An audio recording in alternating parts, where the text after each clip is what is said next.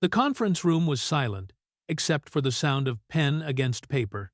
Margot Chen sat at the head of the mahogany table, her tailored navy blazer perfectly pressed, her diamond earrings catching the harsh fluorescent light from above.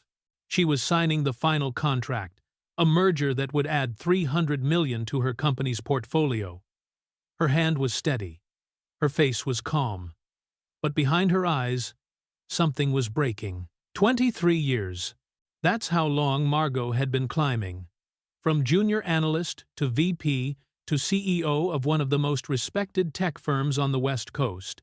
She had built an empire brick by brick, deal by deal, sacrifice by sacrifice. And she had done it alone.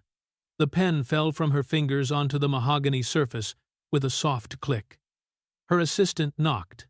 Without waiting for an answer, he entered with a folder. The Riverside Elementary Contract Review. They want to discuss the media literacy program you're funding. Margot didn't look up. Schedule it. I'll attend. She wouldn't. She never did. Riverside Elementary School sat in the quieter part of the city, where oak trees lined the sidewalks, and the buildings still had that warm, lived-in feeling that money alone could never manufacture. The gymnasium was decorated with hand-drawn posters, children's artwork in crayon and marker, each one a small window into hope. Marcus Williams stood on a ladder, carefully hanging yet another poster. His dark hands moved with precision, the sleeves of his denim work shirt rolled up to his elbows. Beside him stood his daughter, Zara, 8 years old. Her natural hair braided into neat rows with colorful beads at the ends, she held the tape, carefully tearing off pieces and handing them up to him. "Higher, Daddy," she said, pointing to a blank space on the far wall. Marcus climbed higher, muscles flexing under his shirt as he moved. He was a carpenter by trade, not the kind who made headlines or signed million-dollar contracts, but the kind who built things that lasted. Shelves for the library, a stage for performances, a reading nook for kids who needed to disappear into stories. He worked mostly on donations or sliding-scale pay. He could have charged more. He chose not to. "How's that?" he asked, securing another poster, this one showing a father and daughter cooking together, the word family written in glittering letters below. Zara stepped back, assessing. "Perfect, Daddy. That one is beautiful." She was right. But then again, Zara saw beauty in almost everything. She saw it in her father's hands, calloused and scarred from years of work. She saw it in the small apartment they shared, where every corner was organized with intention, where nothing was wasted, where love was the currency that mattered most. Marcus climbed down and pulled his daughter into a side embrace. She leaned against him naturally, the way children do when they feel safe, when they feel chosen. "What time is the CEO coming?" Zara asked. "Should be here, within the hour," Marcus replied, checking his phone. "But we don't need a CEO to make this event special. We have everything we need right here." Zara nodded, but her eyes wandered toward the gymnasium doors. She was at that age where she noticed everything the way other kids had. 2 parents at pickup. The way some children's fathers wore suits and carried leather briefcases, the way the world seemed divided between people who had everything and people like her father, who had very little but gave it all away. Margot's limousine pulled up to the curb at precisely 3:47 p.m. She was never late. Lateness was a luxury she couldn't afford. It suggested carelessness, lack of control. She stepped out, her heels clicking against the pavement, her phone already in her hand. Her assistant hurried behind her, tablet tucked under his arm. The gymnasium doors swung open to reveal a space transformed. Children's art covered the walls. A homemade stage stood at the far end, decorated with real plants and soft lighting. Tables were set up with refreshments, simple things, homemade things, cookies that didn't come from a bakery, punch in clear plastic cups. Margot's nose wrinkled slightly. This was not what she expected from a school that was supposed to be building a world-class media literacy program. This looked like a bake sale. A man approached her. Tall, black, with kind eyes, and a calloused hand extended in greeting. "Miss Chen," Marcus said, his voice warm. "Welcome. I'm Marcus Williams, Zara's father. I'm one of the parent volunteers here at Riverside. Thank you so much for coming." Margot shook his hand briefly, her grip professional but distant. "Where is the principal? I need to understand the scope of the program I'm funding." "He'll be here," Marcus said, not offended by her tone. He was used to the way successful people carried themselves, like they were always calculating, always measuring worth. "But first, we'd love for you to see what the children have created. They've been working on this for weeks." Before Margot could decline, a small voice called out, "Daddy!" Zara ran toward Marcus, her beads clicking softly as she moved. She was holding a drawing, something created with careful attention and genuine joy. When she saw Margot, she stopped for a moment, taking in the woman's cold beauty, the expensive suit, the way she held herself like she was separate from everything around her. "Who is that?" Zara asked Marcus, tilting her head. "This is Miss Chen. She's helping our school," Marcus said. "Can you show her your artwork?" Zara hesitated, the way children do when they sense indifference. But then, her natural kindness overrode her hesitation. She stepped forward and held up her drawing. It showed two figures, one small, one tall. They were holding hands under a tree. The sky was a brilliant blue, and the sun was bright yellow, almost glowing off the page. "I drew you and me," Zara said to Marcus. Then she looked at Margot. "And I drew my friend's dad too, the one I sometimes see at the park.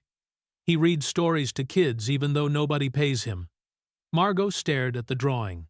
There was something in it, something honest and open, that made her deeply uncomfortable. She had spent 2 decades learning to keep her distance, to see people as assets or liabilities, to measure her own worth in quarterly earnings and board approval. This child was looking at her with such openness, such expectation of basic human kindness, that it felt like an accusation. "It's nice," Margot said. The word "feeling" wooden in her mouth. Zara's smile faltered slightly. She turned back to her father, who squeezed her shoulder gently. "Let me show you the media center," Marcus said to Margot. "The children have been creating their own short films. It's remarkable what they can do with just basic equipment and imagination." The tour lasted 40 minutes. Despite her resistance, Margot found herself watching the children work. A group of 4th graders were filming a scene for a documentary about their neighborhood.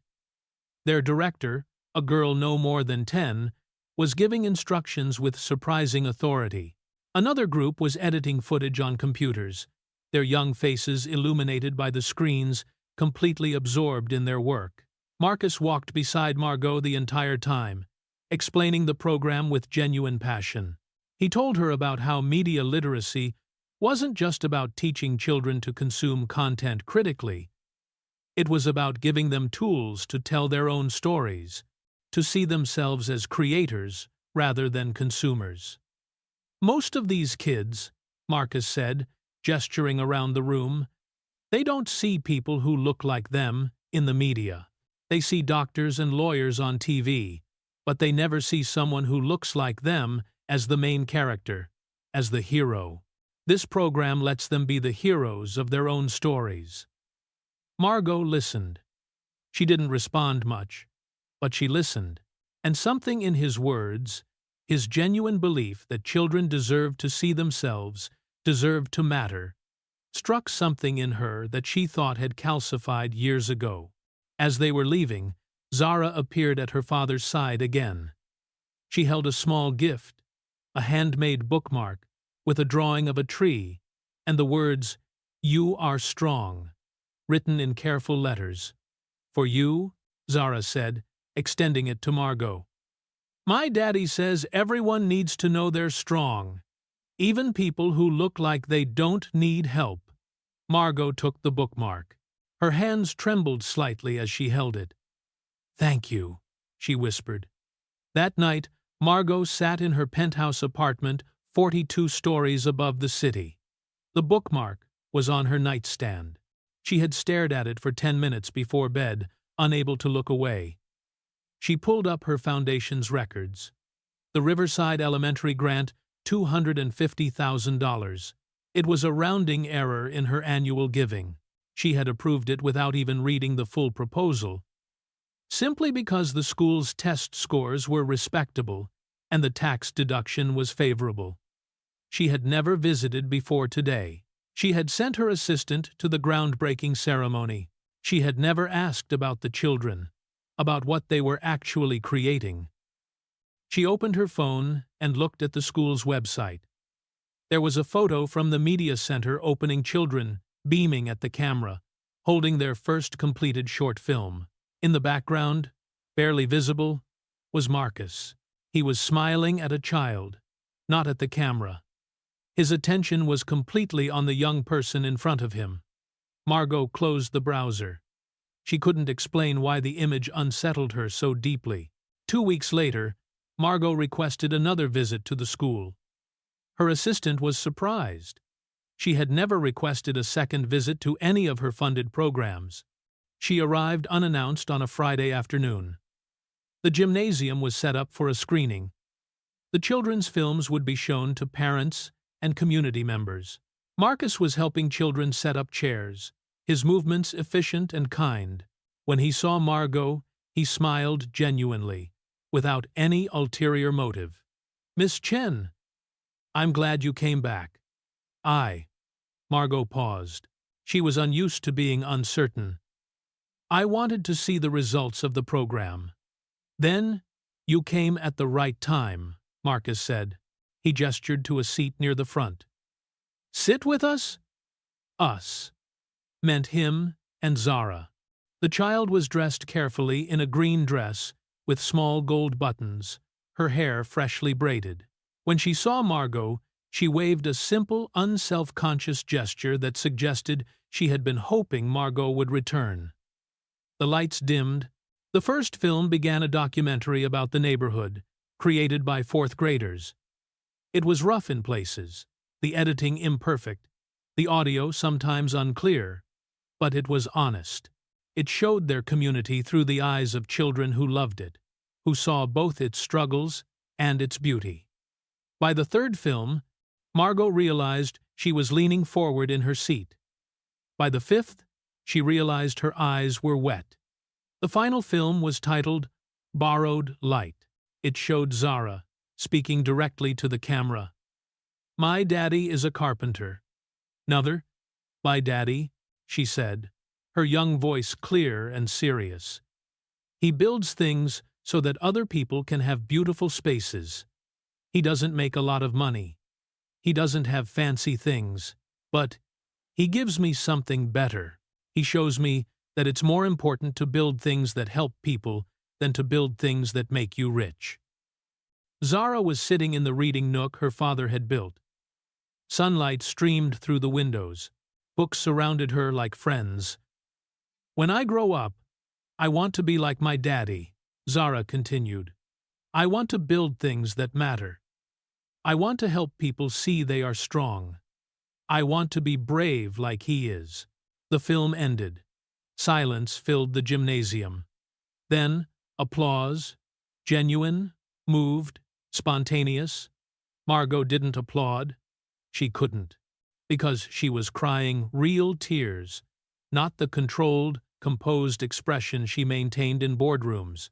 Her hands covered her face as something that had been locked inside her for decades finally broke open. Marcus didn't comment. He simply handed her a tissue and placed a gentle hand on her shoulder. After the screening, Margot lingered. The other parents left. The children dispersed. But she sat in the gymnasium, still holding the tissue, still processing the fracture that had opened inside her. Marcus found her there, stacking the last of the chairs. He didn't ask her to leave. "I was like you once?" he said quietly. Always climbing? Always thinking the next achievement would finally make me feel like enough. I was working 70-hour weeks, barely seeing my daughter, telling myself I was doing it all for her. Margot looked at him. Then one day Zara got sick, Marcus continued. Nothing serious, thank God. But sitting in that hospital room, watching her sleep, I realized I had been so busy building my career that I was missing her childhood. I was missing her. He sat down in one of the chairs, leaving one empty between them. So, I quit, he said. My corporate job, my 6-figure salary, my path to the C-suite. I became a carpenter because it pays enough to keep us alive, and it leaves me free to be present with her. And Miss Chen, I have never been happier. Margot wanted to dismiss this as naive. She wanted to tell him that the real world didn't work that way. That sacrifice wasn't noble. It was just surrender. But something in his certainty, his absolute peace with his choices, made her question everything she thought she knew. I'm afraid, Margot said finally. The words surprised her. She had never admitted fear to anyone. Of what? Marcus asked gently. That if I stop climbing, I'll disappear. That my worth is only in what I produce, what I earn, what I achieve. And if I stop, then I'm nothing. Marcus looked at her with such compassion that it made her chest ache. You were never nothing, Miss Chen. You just forgot how to be anything else. Over the next month, Margot visited the school 3 more times. She started eating lunch in the gymnasium with Marcus and Zara. She listened to Zara's stories about her teachers, her friends, her dreams. She watched Marcus work. Watched how he made space for everyone around him.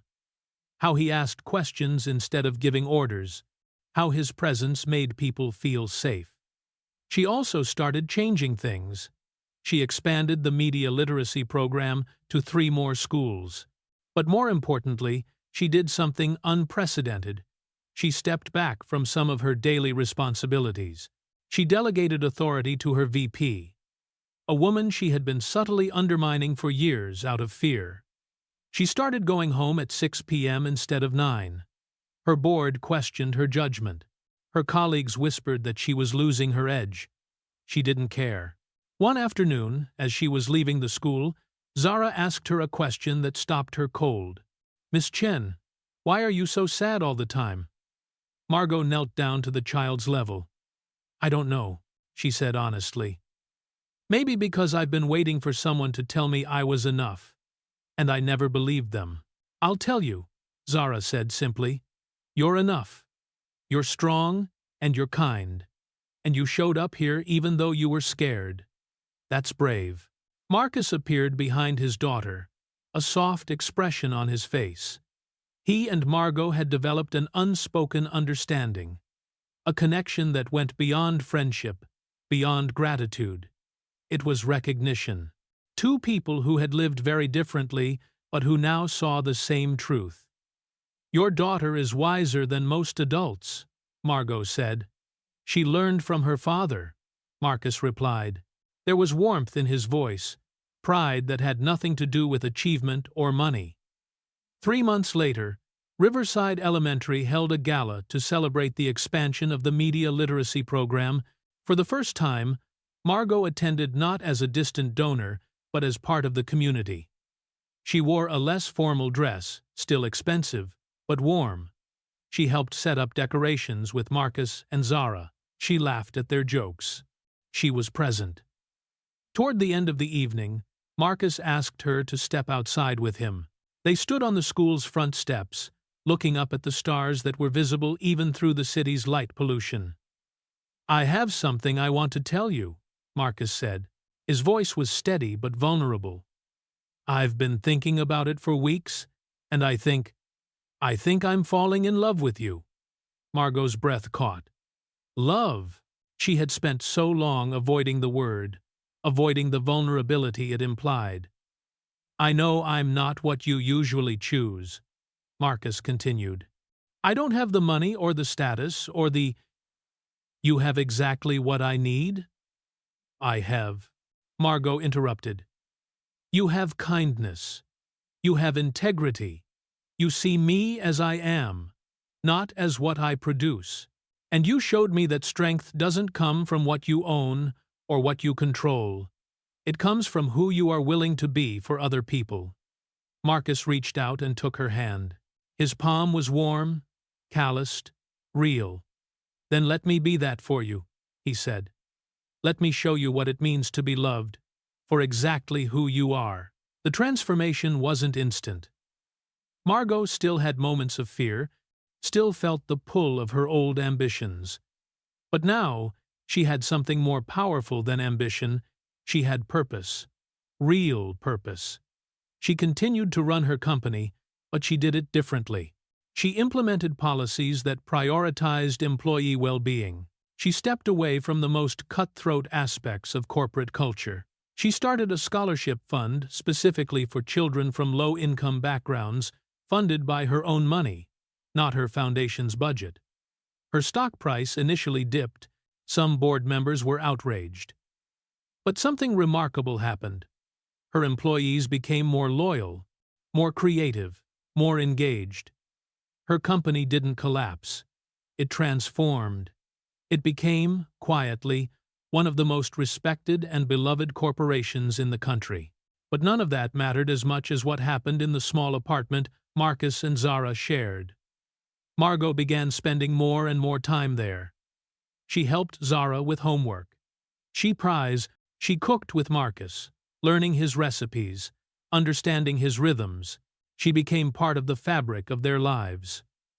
One evening, as they sat together on the small couch, Zara between them, half asleep against Margot's arm, Marcus reached into his pocket.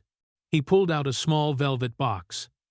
I know this is fast, he said, but I've learned that waiting for the perfect moment is just another way of running away.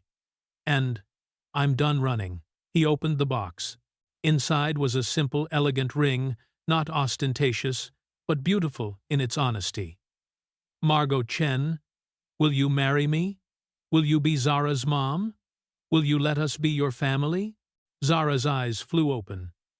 Did you say yes yet? Margot looked at the child, this wise, bright, open-hearted girl who had somehow seen through her walls from the very first moment.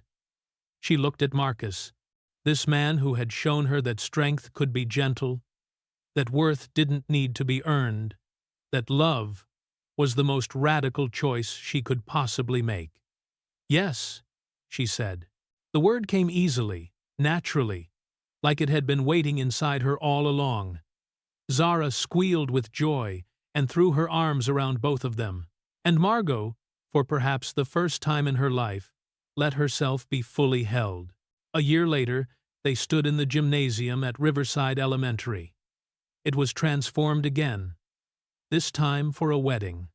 Marcus wore a suit that Margot had picked out, but his tie was slightly askew because Zara had helped him tie it, and they had both been laughing too hard to get it perfect. Margot wore a simple cream-colored dress, not a designer gown, but something that felt true to who she was becoming.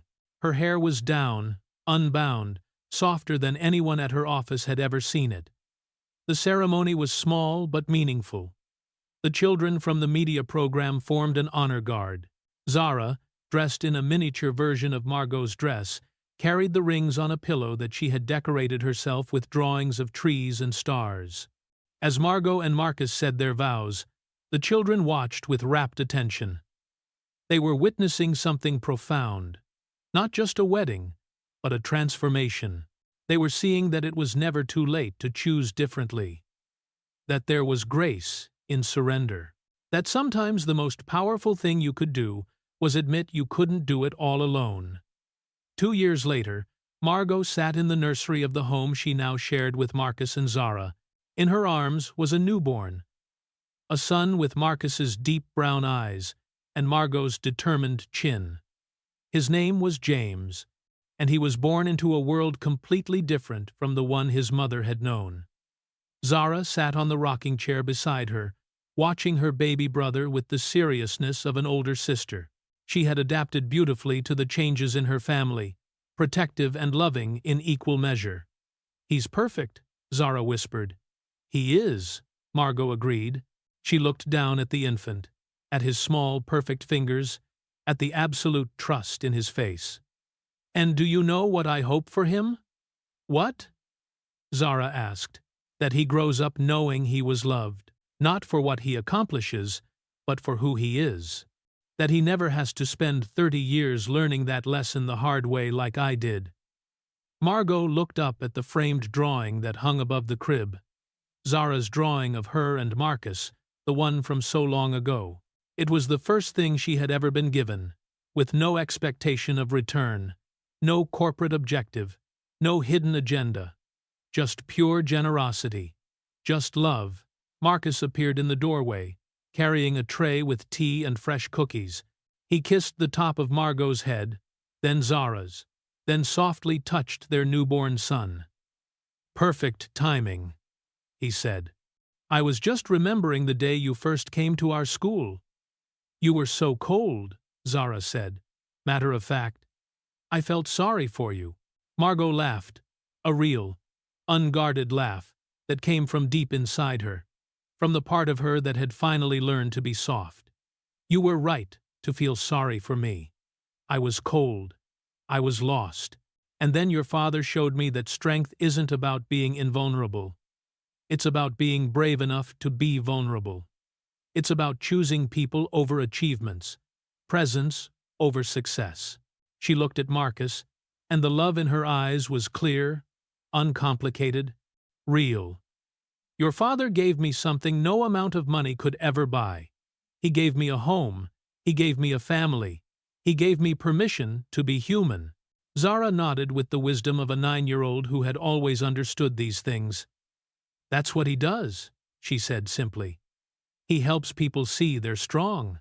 And in that quiet room, with her family around her and a new life in her arms, Margot finally understood what she had been searching for all those years. It had never been in corner offices or quarterly earnings. It had been in the quiet strength of a man who chose kindness over ambition, in the open heart of a child who saw goodness even when it was hidden, in the simple grace of finally coming home.